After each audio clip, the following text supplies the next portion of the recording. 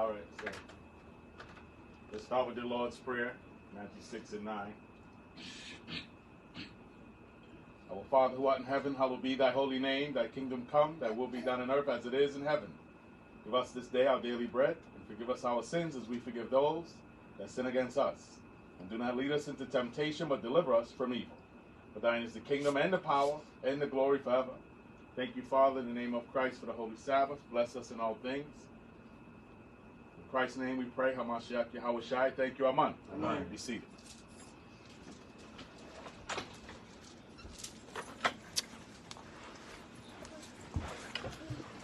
All right. Move up a little bit. All right.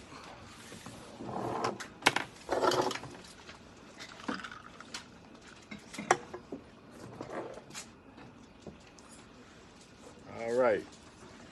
Peace and blessings, Israel. Lord willing, we got the Sabbath come in. So we'll go over a short topic. Tomorrow, Lord willing, we'll have the full service at the usual time, 11:30 a.m. Eastern Standard Time. My name's Brother Aram, and Lord willing, we're going to go over a short topic. Did Jacob steal the birthright? Did Jacob, our forefather, steal the birthright? That's the question. Okay, all right. And so let's head to Genesis 25 and 19. Genesis 25 and 19.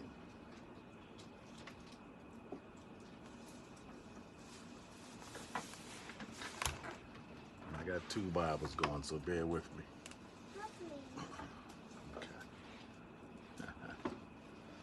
So we're at Genesis 25 and 19. Again, my name's Brother Aram. And peace and blessings to all the brothers, sisters, and saints chiming in. And so did Jacob steal the birthright? Let's check out the Lord. Genesis 25 and 19. And these are the generations of Isaac, Abraham's son. Abraham begot Isaac, right? And Isaac was 40 years old when he took Rebekah to wife, the daughter of Bethuel the Syrian of Padanaram, meaning Upper Syria. Padanaram, Upper Syria, right? North of Israel at that time was called the land of Canaan. So north of the land of Canaan, what they would call Padanaram, okay, Upper Syria. And so these was Abraham's kinfolk. And so they dwelt in that region. It didn't make them Syrian, but they dwelt in that region. And so Isaac, being the son of Abraham, he gets to the age about 40. And they're trying to figure out why they can't have children yet, as we're going to read. So it says, and Isaac was 40 years old when he took Rebekah to wife, the daughter of Bethuel the Syrian of Padanaram, the sister to Laban the Syrian. And Isaac entreated the Lord for his wife because she was barren, right? So he's entreating the Lord because he knows that there's a birthright, there's a promise to be passed along. So it went from Abraham to Isaac, but Isaac has no child. So he goes to entreat the Lord for his wife because he knows, according to what the Lord told Abraham and how the Lord dealing with Isaac, this thing needs to pass on in its inheritance. And so he says, and Isaac entreated the Lord for his wife because she was barren, and the Lord was entreated of him.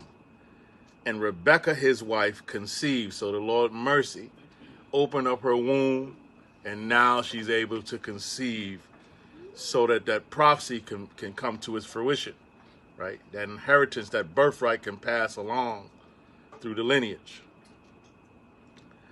And the children struggled together within her. So she went from having no child to being pregnant with simultaneous children, what you want to call, what they say, twins, right? But there's a struggle within her womb, right? They fighting up in there, right? And it says, and the children struggled together within her. And she said, if it be so, why am I thus? And she went to inquire of the Lord. Right? So go to 1 Samuel 9 and 9. We'll come back to this. We'll be bouncing off of precepts here. Bouncing off of this chapter with some precepts. So hold that. When it says she went to inquire of the Lord, what's all this rumbling in my womb? That answers in 1 Samuel 9 and 9 what it means she went to inquire of the Lord, right? And we'll come back to Genesis.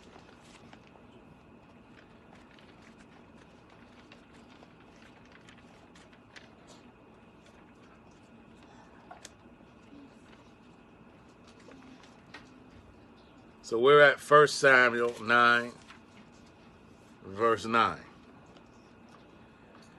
So it says, before time in Israel, when a man went to inquire of God, thus he spake, come, and let us go to the seer.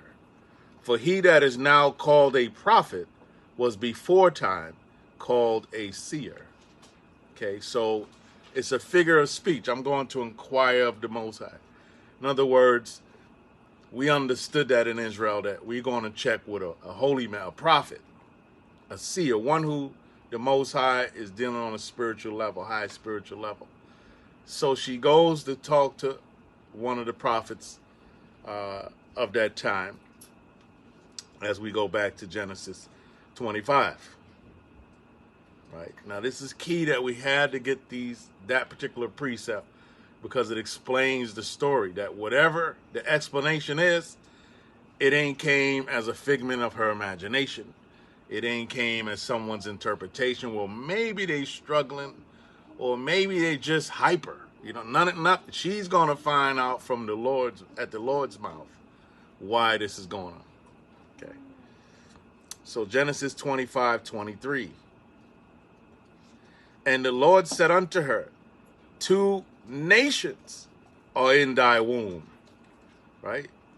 And 2 manner of people shall be separated from thy bowels, and the one people shall be stronger than the other people, and the elder shall serve the younger. So there's a lot said in that 23rd verse, so we're going to compartmentalize, take it nice and easy. She has 2 children in her womb. The first thing come out the prophet's mouth, you got 2 nations in your womb, meaning one boy represents one nation, the progenitor of one nation, and the other boy represents the progenitor of an entirely different nation, although they got the same parents. So it says, and 2 manner of people shall be separated from thy bowels. So although they're brothers as far as kinfolk, the Most High chose to make them separate nations. Okay, they're separate nations moving forward. Okay, and the type of nation, when you say manner, the type of nation, they're polar opposites. One is to be down with the Most High. The other one is to be down with the opposite of the Most High, Satan. Okay, now mind you, we do want to say, as we read in this Genesis 25, we're speaking in a manner after the fact. Okay, because someone will say, well, he ain't said all that. Most High said, we're speaking in a manner of giving you the courtesy that we read the other scriptures that go with this. Okay, so we're trying to get to the point, and we do have full classes on this topic. And so the key is, when it says 2 manner of people, one would play the part of the righteous, the other one would play the part of the wicked, as nations, right? One would be joined to the Most High spiritually as the physical counterpart to the spirit of the Most High. One would be joined to the devil as the physical counterpart of the spiritual entity, Satan. So one would represent the Most High in the earth. The other one would represent the devil in the earth. Okay. That's what it means, manner. Doesn't mean, well, let's read. And it says, shall be separated from thy bowels. They're 2 separate nations. And the one people shall be stronger than the other people, because one is directly linked to the Most High, the other one isn't. Now, mind you, this is one of them boys is supposed to carry on the lineage from Abraham to Isaac. And then now we got us a problem because who is it supposed to go to? Well, generally it goes to the firstborn. That's who carries the lineage. So generally it should go to the firstborn. So let's see who came out first. Because it says the elder shall serve the younger. So that's a change from the norm. Okay. When a man had sons, the elder was the heir. And the younger were under subordination. Right? But here the Most High is making promise which trumps lineage. His promise, his oath, trumps lineage. Because this is not the first time the Most High did this, where he bypassed the elder and the promise rested on a different child, right? Because he did it with Ishmael and Isaac. So Isaac should know what that means, right? Because he was part of a situation where Ishmael, his older brother, was passed over and the promise rested on Isaac. So now we got to figure out who's the elder, who's the younger, and so on. 24. And when her days to be delivered were fulfilled, behold, there were twins in her womb, right? But they weren't identical twins, okay? So there's a such thing as fraternal twins. Okay, you can have different kind of twins. You can have twins where one could be a boy and the other one could be a girl. You could have twins where they identical, they look alike. You can have twins where it's two boys or two girls, but they don't look alike. That's fraternal twins. Okay. In this case, they were fraternal boys. Okay. Born at around the same time, but they did not look alike. And the first came out red, right? All over like an hairy garment. So not only he come out with a reddish nature, like a reddish complexion, but he hairy, right? And a lot of us already know what this is talking about. That's why we laughing. This talking about the so-called European, right? And so he come out red all over like a hairy garment, and they called his name Esau. Okay, so this first boy, the forefather for the so-called European name is Esau, who come from black parents. Okay, so we can have any kind of child. We can put out light skin, dark skin. Okay, we can put out a European, what they call today European, that term, if you bear with me. That term didn't exist back then, but Esau did. And so, but when you rearrange it, two of them can't put out a black child. Okay, so we're not reading a miracle here. This is common. The Most High been doing stuff like this. And so it says the first came out red all over like a hairy garment. Like for those that used to be into the wrestling. They used to have an entertainment of worldwide wrestling. And they had a character by the name of George the Animal Steel. Right? And the guy was hair everywhere, all over his back, his chest, his neck. Right? And so it says, and they called his name Esau, which means in the Hebrew, Ishar, which means wasted away is he. Right? Wasted away is he, because everybody else brown. So where's his skin pigmentation like the rest of us? It must have wasted away. Right? And so it says, and after that came his brother out. So remember, according to the prophecy, when she went to inquire of who, what did it say in the 22nd verse? She went to inquire of who? The Lord. She ain't go to inquire from somebody's book on a bookshelf or somebody's interpretation from some religious book. We talking about the Most High. I want people to remember that, because when we read this story, somehow it turns into something else. How you going to tell the sister she was there? You wasn't. Neither the author of these books and these religious books, they was not there. But she was. And so she went to inquire of the Lord. Right? That's important. Because when the man break down the prophecy to her and then it starts to play out, we can't lose sight of what was originally said from the Lord. Okay? All right. And so it's playing out already. The elder that came out first in the 25th verse, red and hairy, and they called his name Esau. He the firstborn. And so the elder to come out, according to that prophecy, he's to serve the younger. Meaning if they represent nations, one boy's nation are made to be servants to the other boy's nation, which are made to be the masters. You understand? Okay. Ain't no equal. So let's read. So 26, Genesis 25:26, it says, and after that came his brother out, and his hand took hold on Esau's heel, and his name was called Jacob. Okay, Jacob means to supplant. Supplant means like to how should I say, outsmart, right? And so you have to understand there's spirituality in a name. Okay, and so we would name people based on how the Spirit would move us to name them. A lot of times it would be subconscious, and but bear with me. Other times there's references in the scriptures where the Most High would have them know what to name the child. But so Jacob, meaning to supplant, right? To outsmart, right? And so that name is going to come in handy later on in this story. And so it says, a key part in this 26th verse, when Esau come out first, remember they were struggling, they was fighting, right? They're polar opposites. That's what that fight was all about.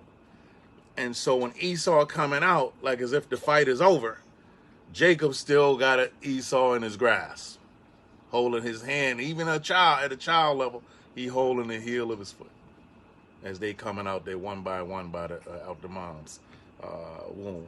And so it says, and Isaac was 80 years old when she bare him, so he was about 60 years old. Remember, so remember at 40, he was trying to figure out. Let me make sure. Yeah, he was at 40 years old. He takes Rebecca to wife, but it's not till 20 years later that she ends up being able to conceive seed. Okay, and so I want to hit two scriptures, Deuteronomy 21:15, and then 2nd Ezra 6. So Deuteronomy 21:15. Why are we going there? We're going to read a law.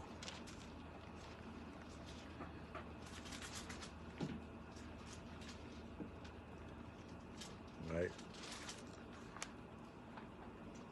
And this case was based on a circumstance, right? Right? If this was to happen, then you do this. If that was to happen, then you do that.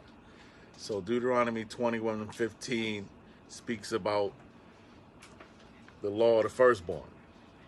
Okay. So it says, if a man have two wives, one beloved and another hated, and they have borne him children. So when it says one beloved and another hated, it means in the context of he loves them both, but he favors one more than the other, right? That's where it's coming from. So why does this have to be written? And they have borne him children, right? Both the beloved and the hated. And if the firstborn son be hers that was hated, then it shall be when he maketh his sons to inherit. That's what we talking about. Because the inheritance is done went from Abraham now to Isaac. It's got to continue on. So Isaac's trying to figure, okay, hold on. We ain't got no kids. Finally, they had the 2 kids. Now we got a problem. Because, okay, it's not so much dealing with multiple wives. That ain't really what we're dealing with. We're dealing with the law on the inheritance. That's why we came here. That's the focus. And so it comes out that when it's time to make his sons to inherit, right? Deuteronomy 21:16. Then it shall be when he maketh his sons to inherit that which he hath, that he may not make the son of the beloved firstborn before the son of the hated, which is indeed the firstborn. So why do we go here? Because then by law, the inheritance goes to the firstborn, even if the father likes the mother of whoever. Or so in this case with Isaac, he can't just pick who he want to have the inheritance. It was already said from the womb who's supposed to have that inheritance, right? But generally, it goes to the firstborn. But there's a prophecy in place that says, nah, the elder boy is to be made subservient to the younger boy. This is a special case, right? 17, but he shall acknowledge the son of the hated for the firstborn by giving him a double portion of all that he hath, for he is the beginning of his strength. The right of the firstborn is his, right? So in any other scenario, Esau has the right to inherit. He's the firstborn. He's the elder that came out. Jacob is the younger that came out afterwards. But before them two was born,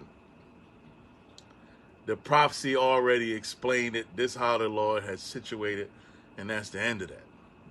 So that's why the very important part of that story is when she goes to inquire of the Lord. If you forget that part of the story, then you end up following these doctrines out here. Okay. So, and again, according to the law, Esau was supposed to be the firstborn, but according to promise, it rested upon the younger to come out, which was Jacob. Nobody voted. Nobody favored one and didn't like the other. The two children had no say in the matter. You see? So we got to remember the story now. All right, so let's go from there to Second Esdras. We'll go back to Genesis, but Second Esdras, the 6th chapter. Make sure I wrote it down right. Second Esdras, the 6th chapter.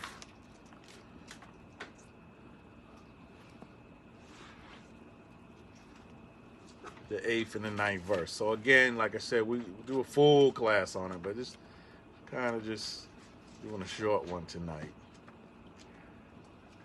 so we can enjoy the rest of the Sabbath. My praises. So Second Esdras in the Apocrypha, right? So Esdras is Ezra in the Bible. Okay, it's the same man, and it speaks of him as a ready scribe, meaning one who was well studied in the law and prophets, in the word of God. So this not a guy that just say anything. The Lord is working with this man. So when the Lord was dealing with Esdras in 2nd Esdras 6 and 8, let's read from 7. I apologize. All right. So Esdras asked a question based on the verses before that, where the Most High spoke about how he created all things, and at his given word, he can also end all things. Right? We're talking about the end times, when he sent the Christ. So then that prompts Esdras to say what he said in the 7th verse. Let's pick up on it. So 2nd Esdras 6 and 7. Okay, Lord, you created all things, and now you're talking about bringing an end to these things. So he says, then answered I and said, what shall be the parting asunder of the times? What's going to mark the end times? Or when shall be the end of the first and the beginning of it that follow? When you going to bring the end of this society and the beginning of that righteous society through the Messiah, Hamashiach, the Christ? And he said unto me, from Abraham unto Isaac, when Jacob and Esau were born of him. That's what we read. So remember the question. And then why is we talking about the end times? Why is he going back to the story in Genesis 25 to answer Ezra's question? Because it holds great significance. So he said, you want to know the end time? right? Because he ain't going to give him the exact date when he's sending Christ. He said, I'll give you a clue. From the time Abraham to Isaac and Jacob had Isaac had his 2 boys, it said Jacob and Esau was born of him. And it said Jacob's hand held first the heel of Esau. We read that. Esau came out first, and Jacob still had his grasp upon him, on his heel. And so the Lord going to tell you what that meant, what that symbolized. He say, for Esau is the end of the world, and Jacob is the beginning of it that followeth. You see that? So contrary to belief that Esau is some other nation, according to God, Esau would have to rule right before the kingdom of the Christ. It ain't said Japhet. It ain't said none of these names that these religious books be lying about. Okay? So the Most High sent the angel to interpret matters to Ezra. And so, I don't know how hundreds of years later, through some internet or through Bible books on the shelf, religious book theologians, you changing the word of God. This so-called European that's running the stock market, running the military, stealing everybody's land, mineral resources, running everything. According to prophecy, he would rule in the end. Let's read it again. For Esau is the end of the world, and Jacob is the beginning of it that followeth. You understand? That's what we mean, 2 manner of people. They're polar opposites. So you're witnessing a society of pure evil, right? One who represents he's a physical counterpart of the spiritual demon Satan. That's why it's not by coincidence. Everything he touched is to satanic things. He turned water, the sun, the moon, everything satanic. He can't help himself.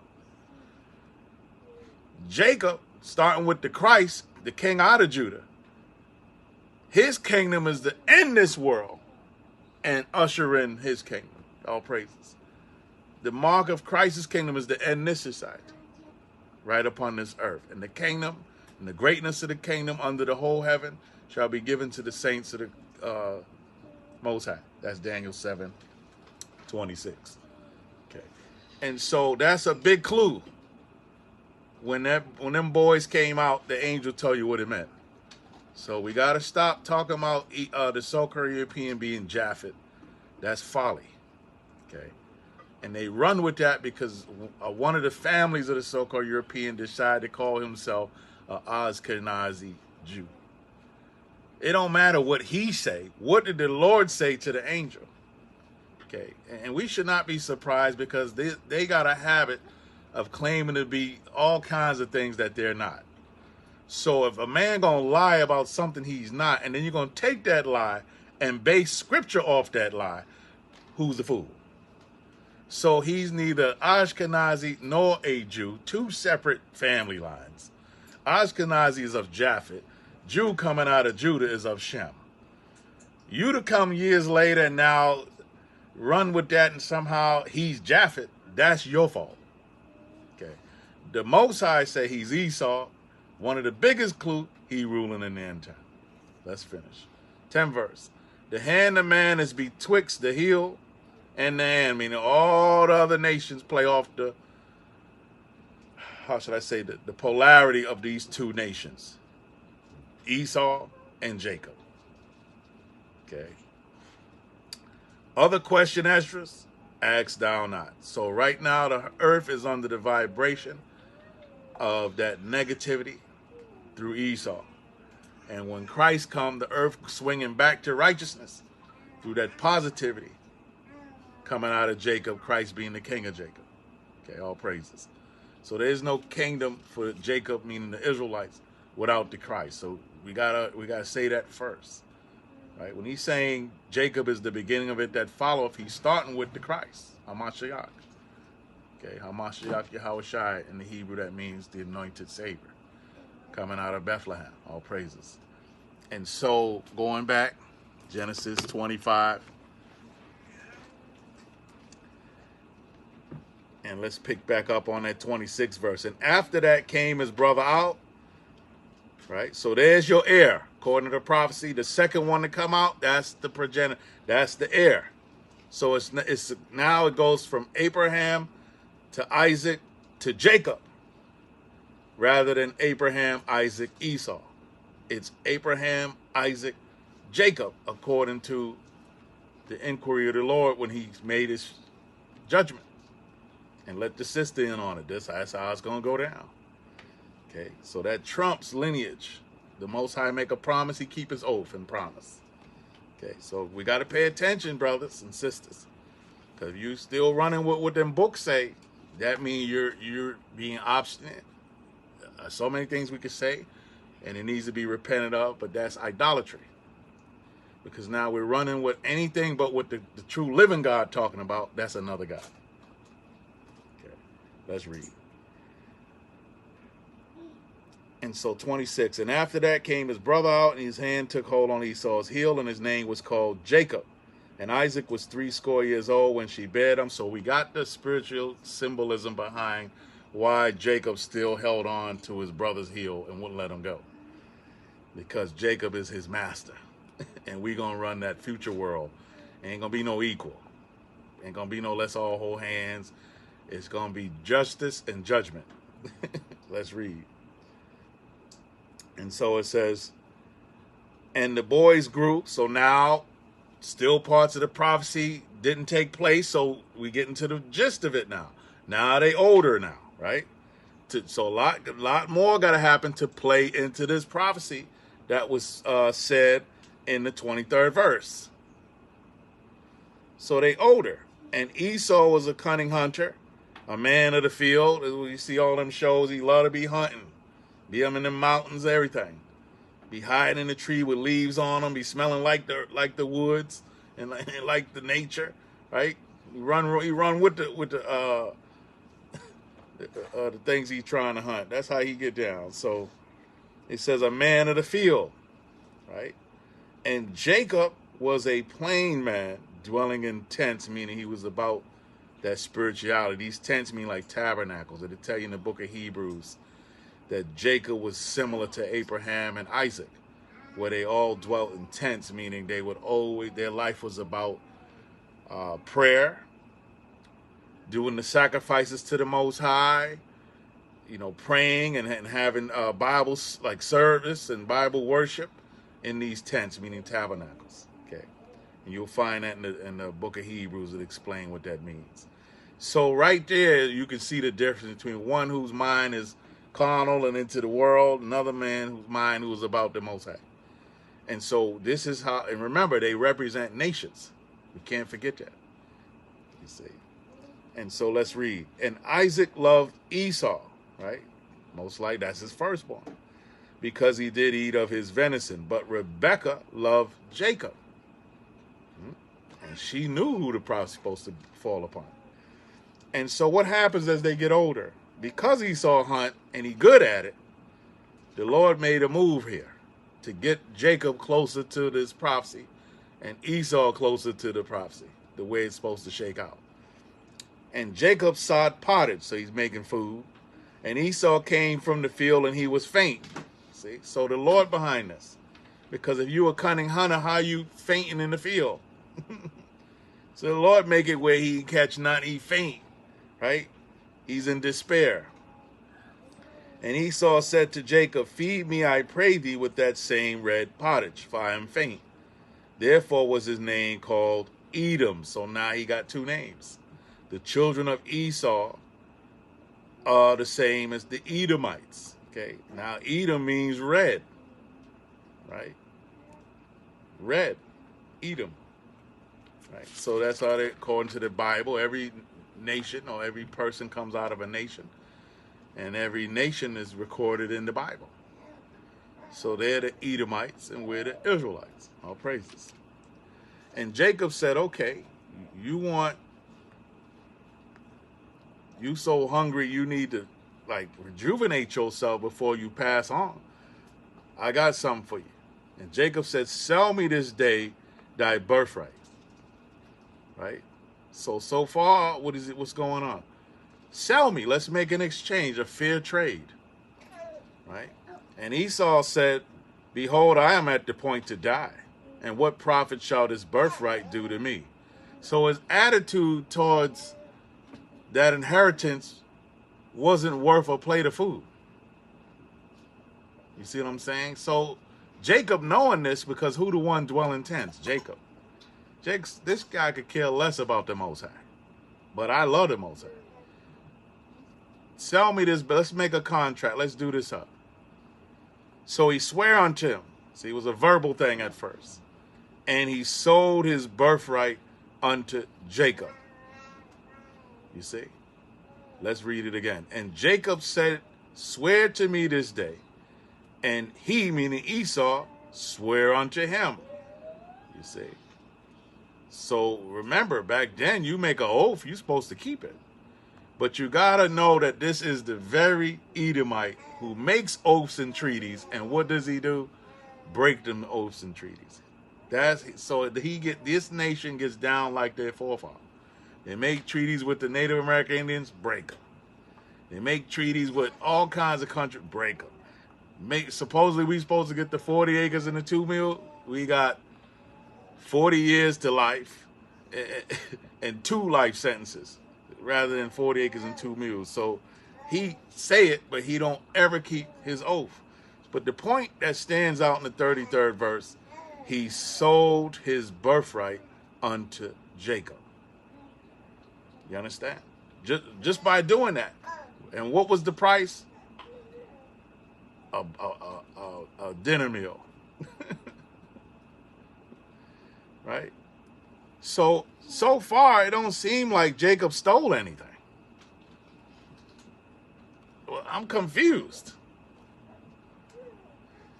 Then Jacob gave Esau bread and the pottage of lentils, and he did eat and drink, and rose up and went his way. Thus Esau despised. What that mean? The Bible telling us that act there shows it wasn't just coincidence. It showed he despised his birthright. He never wanted to be linked to the Most High. He never wanted to follow in the footsteps of Abraham and Isaac, but Jacob did. Right? So the mother knows the prophecy, and so does the Most High. And as life is going on for these boys, it's positioning these 2 boys, which in turn going to position each boy's nation to what that prophecy means. We got to remember that. So we're not talking about who stole what and this, that. They ain't never said Jacob stole anything. All right, so last scripture, Genesis 27.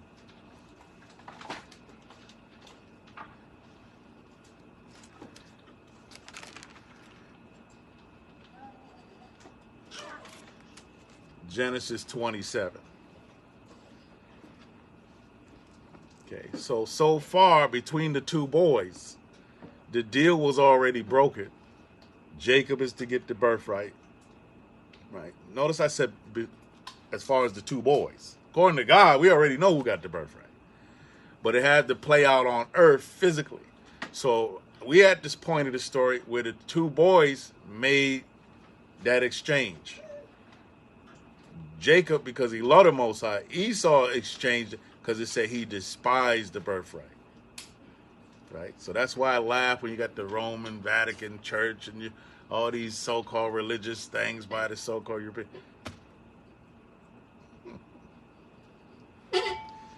Okay, so say less. Exactly. So we had Genesis 27. There's more of the prophecy got to play out. So Genesis 27:1. And it came to pass that when Isaac was old, and his eyes were dim, so that he could not see, he called Esau his eldest son, and said unto him, my son. And he said unto him, behold, here am I. And he said, behold, now I am old, I know not the day of my death. Right? So this was customary. When a man came in, and amongst the laws of Israel, when he started to live out his life, and it's time for him to get close to, he perhaps may pass on, the law say you to now start divvying out the inheritance, start making it known so people not arguing once you pass on.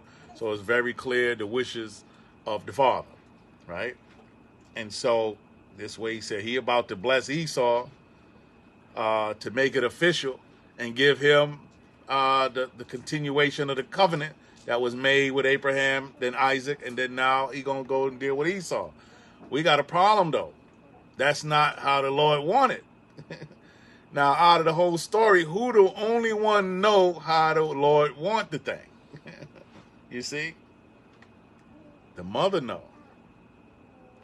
Okay, the mother know how the Lord wanted. And so, let's read on. Okay. Isaac got an idea, but the mother know for sure how the Lord wanted. Okay. So he going to bless his eldest son according to the law. 3rd verse. Now therefore take, I pray thee, thy weapons, thy quiver, and thy bow, and go out to the field, and take me some venison, and make me savory meat such as I love, and bring it to me, that I may eat, that my soul may bless thee before I die. And Rebekah heard when Isaac spake to Esau his son, and Esau went to the field to hunt for venison, and to bring it. And Rebekah spake unto Jacob her son, saying, Behold, I heard thy father speak unto Esau thy brother, saying, Bring me venison, and make me savory meat, that I may eat, and bless thee before the Lord, before my death. Now therefore, my son, obey my voice according to that which I command thee. Because she has inside information.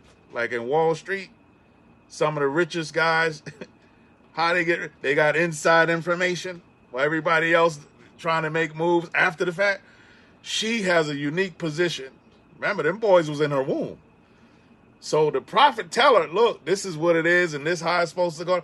So she's seeing, wait a minute, we can't have Isaac verbally establish this covenant to the wrong child.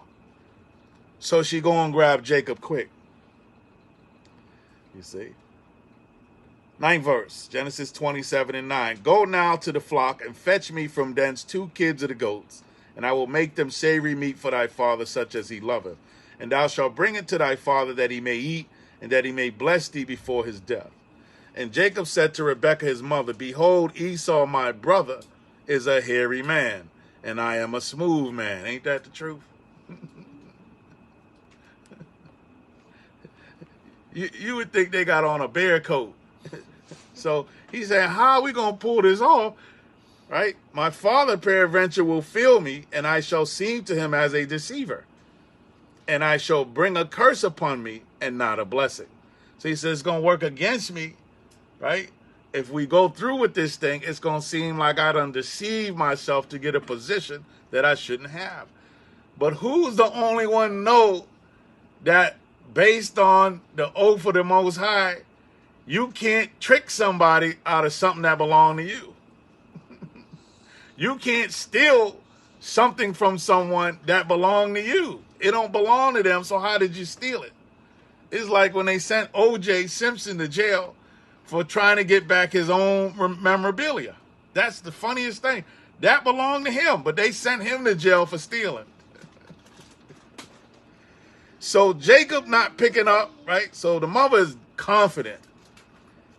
And his mother said unto him, Upon me be thy curse. Why? Because she know ain't going to be no curse. And we ain't never read of a curse after the fact. So she said, and his mother said unto him, Upon me be thy curse, my son. Only obey my voice and go fetch me them. She says, don't worry about that. We ain't worrying about all that with how you saying. Trust me. Go on, hurry up and grab what I tell you to grab. 14th verse. And he went and fetched and brought them to his mother. And his mother made savory meat such as his father loved. And Rebekah took goodly raiment of her eldest son Esau, which were with her in the house, and put them upon Jacob, her younger son. So remember, Isaac is older. His eyes is blurry, like dim, right? You don't got the 20/20. And she got him dressing up like Esau so he can smell like him too, right? And so 16, and she put the skins of the kids of the goats upon his hands and upon the smooth of his neck. So if you got to put goat fur on his hands and goat fur on his, like it say here, the smooth of his neck, what'd that tell you about Esau? He the abominable snowman. Sasquatch. right? They got hair coming out everywhere. We making laughter about it, but we only reading after the fact, right? And you see how this nation, how they are. But let's continue, right? And so, and she gave the savory meat in the 17th verse and the bread which she had prepared into the hand of her son Jacob. And he came unto his father and said, my father. And he said, here am I. Who art thou, my son? So Isaac is like, hold on. Who is you? Something not right. And Jacob said unto his father, I am Esau, thy firstborn. I have done according as thou badest me. Arise, I pray thee, sit and eat of my venison, that thy soul may bless me. This is a key verse. This is a key verse. So you got doctrines out there where they trying to hate, to say Jacob is a deceiver and Rachel's a deceiver. Rebecca's a deceiver. But that 19th verse, according to prophecy, he's speaking the truth. Look at it. The father said, who is you? He said, Jacob said unto his father, I am Esau, thy firstborn. He is not Esau the person, but the inheritance goes to who? The firstborn. What's making Jacob the inheritor like as one who is the firstborn? The Most High. So spiritually, he's speaking the truth. He ain't never deceived anybody. And he said, I have done according as thou badest me. Arise, I pray thee. Sit and eat of my venison, that thy soul may bless me. That's another clue. Because the blessings of the fathers, meaning when you read that, there's other references where it speaks about the blessing of the father and the blessing of the mother, meaning that when it's time for them to get old and to pass on inheritance down, right? So him being the firstborn and being blessed by his father to take the inheritance, although the circumstance has him to pretend he's Esau, that's how it played out. But from the womb, he was already the heir, and he was already meant to get the blessing. And Isaac said unto him in the 20th verse, unto his son, how is it that thou hast found it so quickly, my son? And he said, because the Lord thy God brought it to me. So you see, again, is he lying?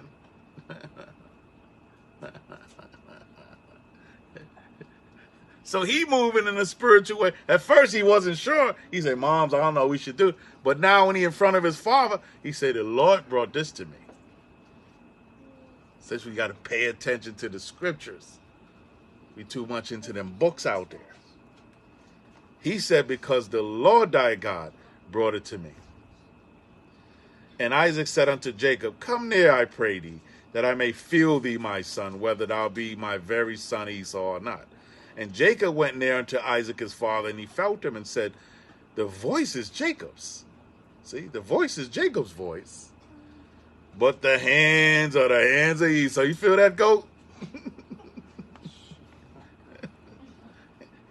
That's got to be Esau, right? And so I remember, see, I'm showing my age. They had an episode on Star Trek where he had these hairy people. You remember that?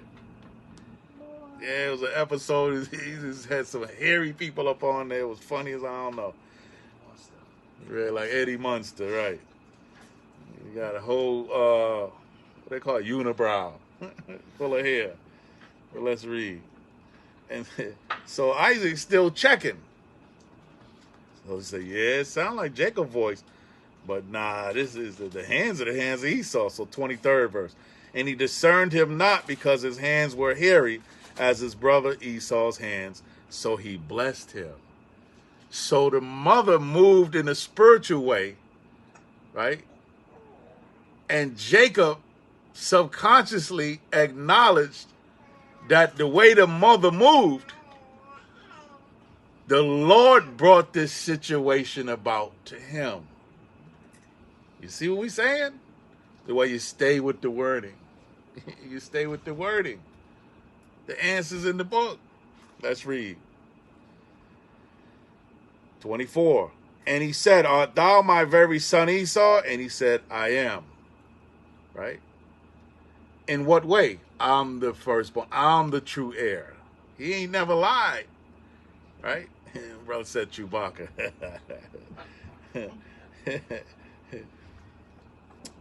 And he said, bring it near to me, and I will eat of my son's venison, that my soul may bless thee, meaning pass this inheritance down from Abraham to Isaac and then to you. Right? So Isaac's still smart, though. He said, bring me the food closer. Right? And so it says, and he said, bring it near to me in the 25th verse, and I will eat of my son's venison, that my soul may bless thee.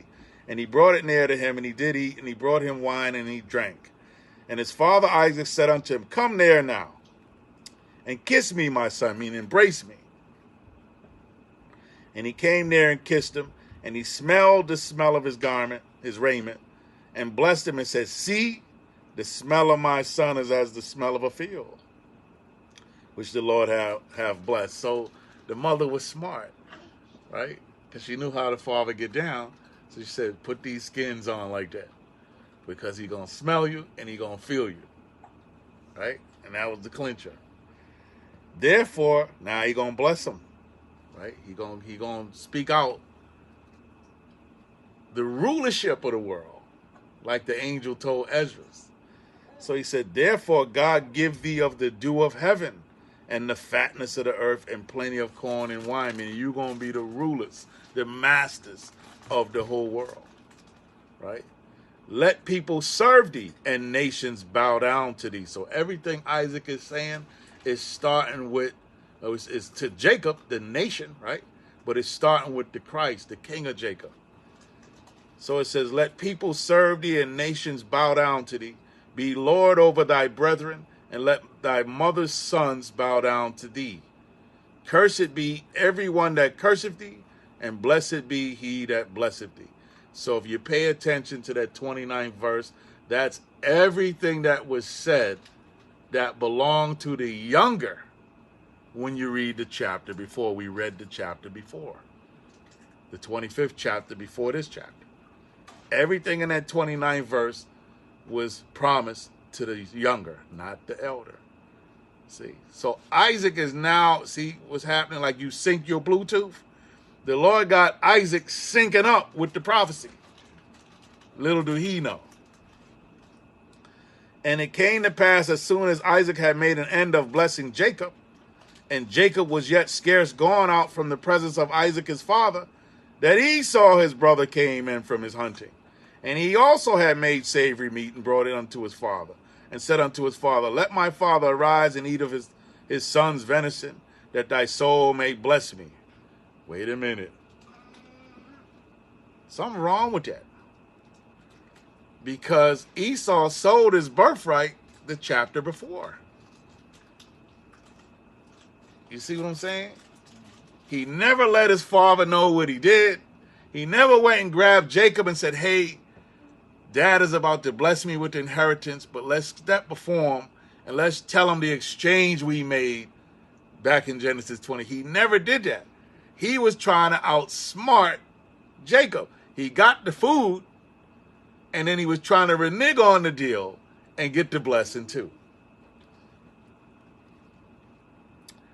And Isaac said, 32, and Isaac his father said unto him, who art thou?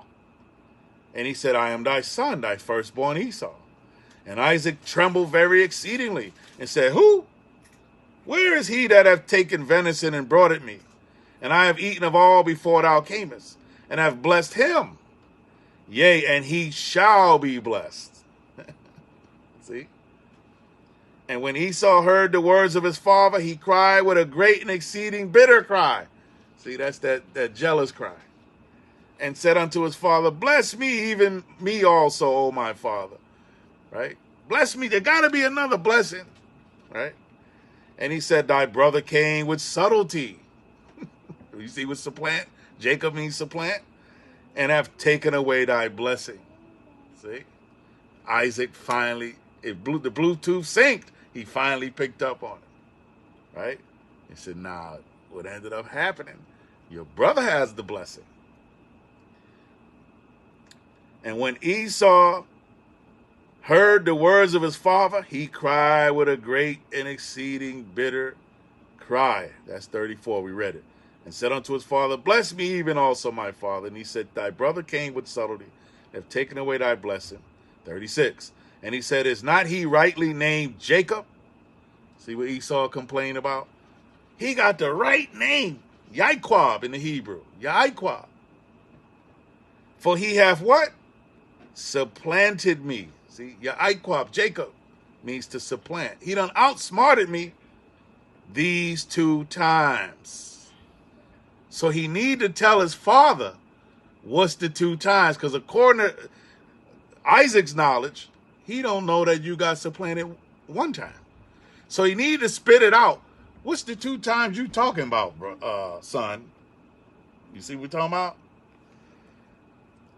For he has supplanted me these 2 times. This is the words of Esau. He took away my birthright. Is that true?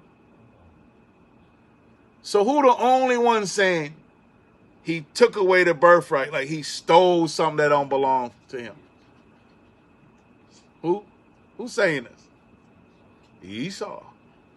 So any of you Israelites repeating this verse, you got to Edomite mind. Because the only one said Jacob stole something was Esau. Now you see why we always say you got our people who running with Edomite doctrine and talking about I'm an Israelite, right? The Ruach HaKodash, right? All this, right? Ruach and yeah. Where's your mind when it comes to these scriptures? We don't want to hear all that. Just talk. The Ruach and all that. Where's your mind when it comes to these scriptures? Why are we still licking the boots of the people that's under us and bringing their doctrines up in the, like that's the Bible? So again, 36 verse is Esau talking. And he the only one say somebody stole something. Can't be Isaac, because Isaac don't know about no 2 times. So this man so full of hatred and jealousy, he lied to himself and say, I was unjustly dealt with twice. If you repeat that, now we know where we got it from. Esau.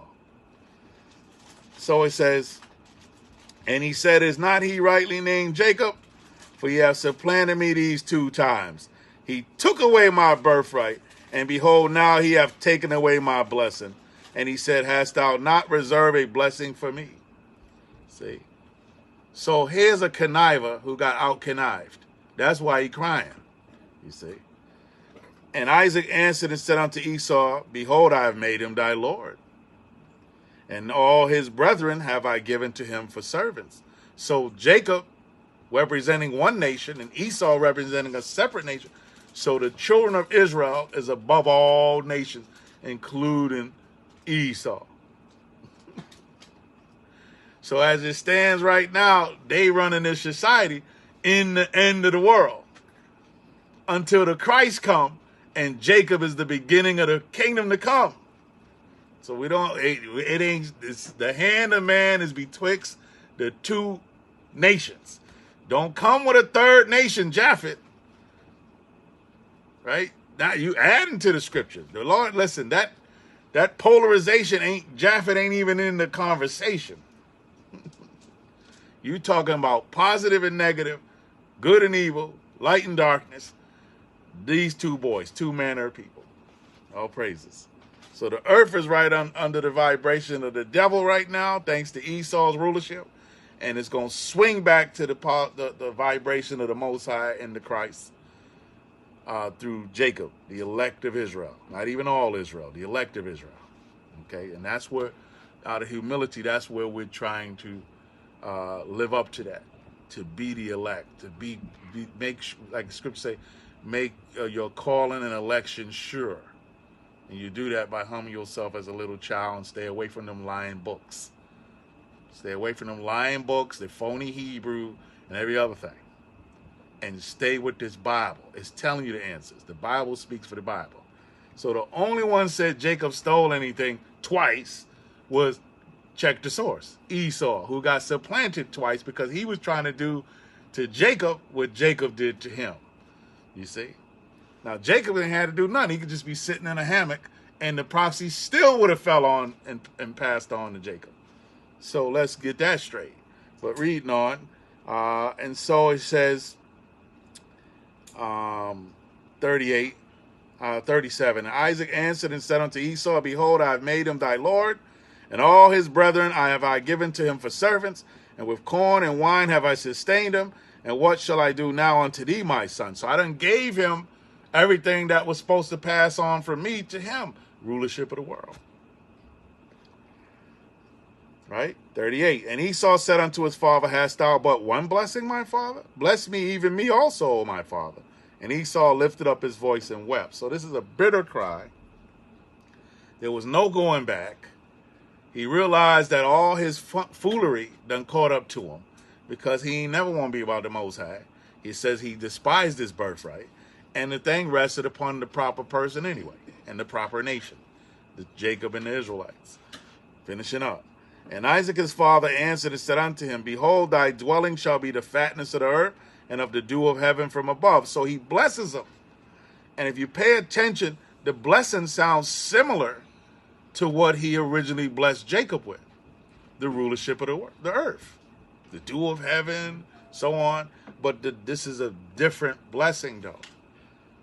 It's a far cry from the true blessing, because this is a temporary blessing. And it would come in the end times. So you're talking from the time of Alexander and the Greeks, when Esau first got prominence in the earth as a superpower. Okay. Dominance of the earth under Alexander. Then it transitioned to the Romans, the Greco-Roman Empire. Then Rome fell after a few centuries, and it came back as the Holy Roman Empire. And now they're in the last end of their empire. And so they keep changing the names out. Germany, France, Gaul, Iberia, Spain, Britain, Britannia, United States of America. So they keep changing, but it's the same kingdom. You can't fool the Lord. And they're running out of time. Okay. And so let's read on. So he gets that temporary blessing. This is why it's so bitter to him. And by the sword, 40th verse, by thy sword shalt thou live, meaning your blessing is not so much given to you. You got to go take it. And this is why we're not surprised that this man is a man of war. He done raped, robbed, murdered the earth by what? The sword. Not by voting, not by shaking hands, and definitely not by buying stuff. He takes it. Okay. And you go check the history of how he dealt with Japan. How United States government dealt with Japan to have them open up their government to the Western world. Okay. There's a lot of history out there. And it's how should I say, repetitive when it comes to Esau and his tactics. How did he deal with the African countries? How did he deal with us as the children of Israel? Okay, by the sword. Let's read. So, and by thy sword shalt thou live, and shalt serve thy brother. See? Meaning you're going to deal in that hatred and have a constant murderous thing towards your brother Jacob. And that still stands today. This is where they come out with that. That sword is in different versions. And so he'll go into the laboratory and put the sword on you by dealing in biological warfare and getting you jacked up and putting the spirit of infirmity on you with his laboratories and his concoctions. Okay, now I'm speaking a certain way because of their foolish algorithms, but you understand what we're talking about the past few years, since 2020 till now, and lying about the effects of that whole thing.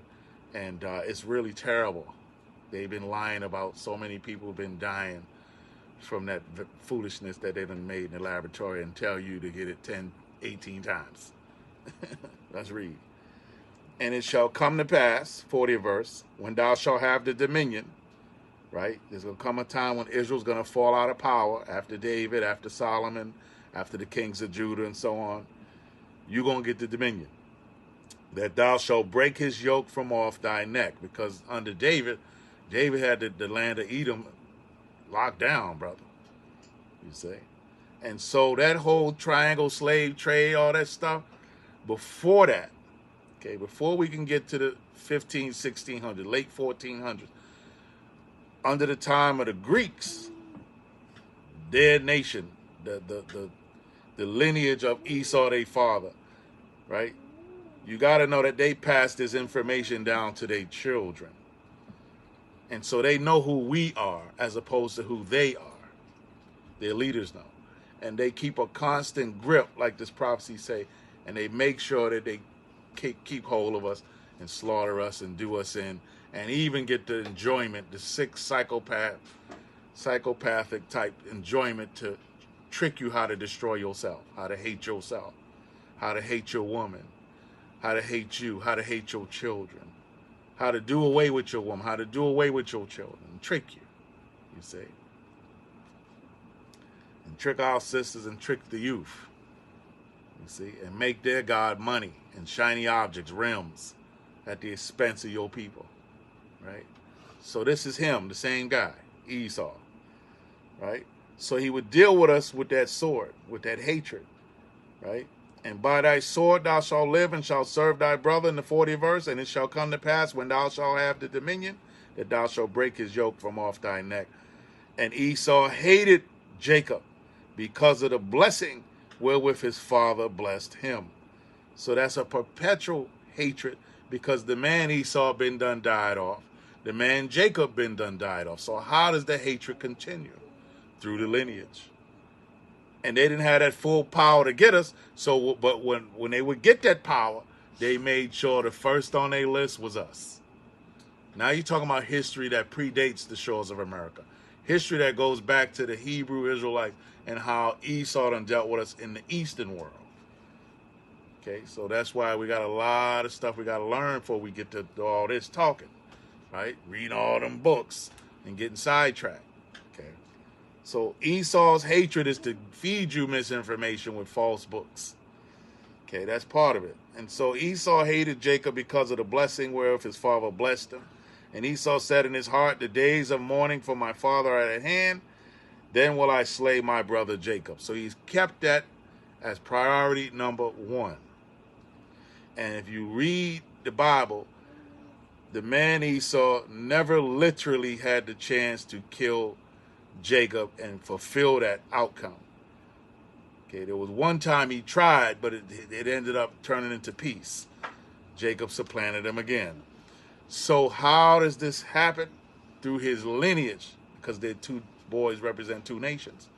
And his nation has always planned to kill us and fulfill that plan and keep killing us, even till now.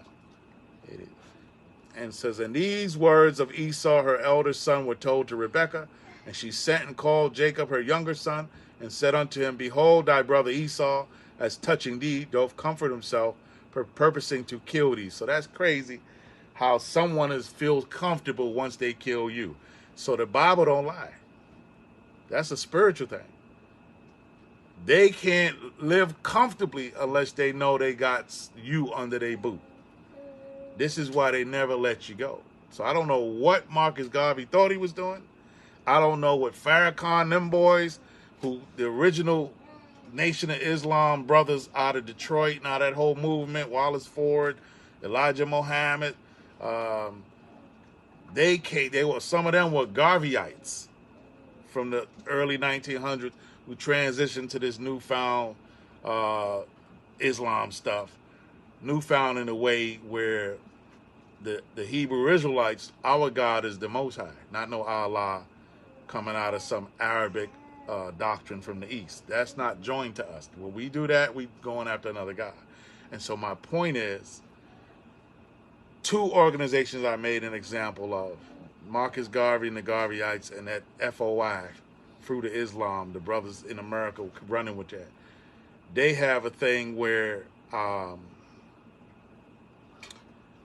somehow we're going to gain prosperity on our own. And from our prosperity, we need our own land, and we need to get away from the so-called European. And so that's been their movement. That's been their mission statement. But they don't realize this man, according to prophecy, why would he let you go? He would be uncomfortable. He only gets comfort in that 42nd verse by constantly killing you, making you suffer, making you cry out, making you confused and destroyed, and glorying off of you on the bottom, because in a weird way, as long as you're on the bottom, it makes him feel like he's on top of you. So he ain't never going to let you go. Okay. Now, everything I'm saying is found in Ezekiel 35. That's why I said we have the luxury of speaking on scriptures after the fact, where others may say, well, where is he getting all this? The Bible. Okay. So Genesis 27:43. Now, therefore, my son, obey my voice and arise, flee out to Laban, my brother, to Haran. So you need to come on out of here and go up north to where my kinfolk is at. And that's how Jacob ends up there to the next chapter of his life. He ends up getting married. And that's where you get the sons of Jacob, which turn out to be the 12 tribes of Israel. Okay, Jacob's 12 sons end up turning out to be the 12 tribes of Israel. And then the story blossoms from there. Okay, so with that said, we'll conclude it there. But as we read between Genesis 25 and Genesis 27, the only one who said that Jacob somehow took something wrongfully was who? Esau.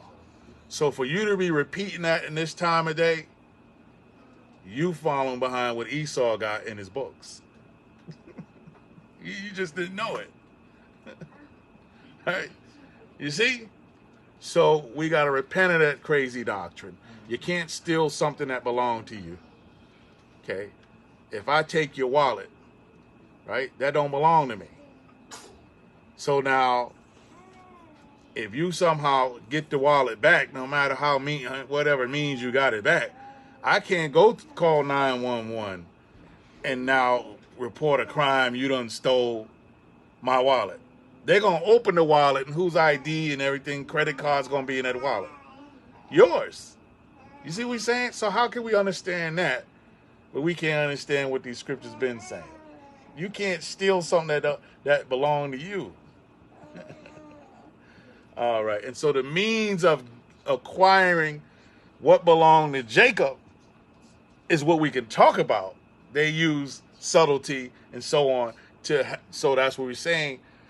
It was very important to know what that prophecy was about. So by the time it played out in these young boys' lives, we get to them parts. You're like, oh, I see why the mother moved in that kind of direction. And we also see why Jacob moved in that direction. And we also see why Esau moved in his direction, where he despised the birthright, then tried to go behind Jacob back, get blessed by the father anyway.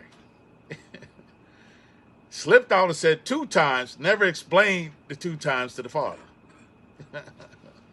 All right, so with that said, that we'll conclude it. And peace and blessings, and Most High in Christ bless you all.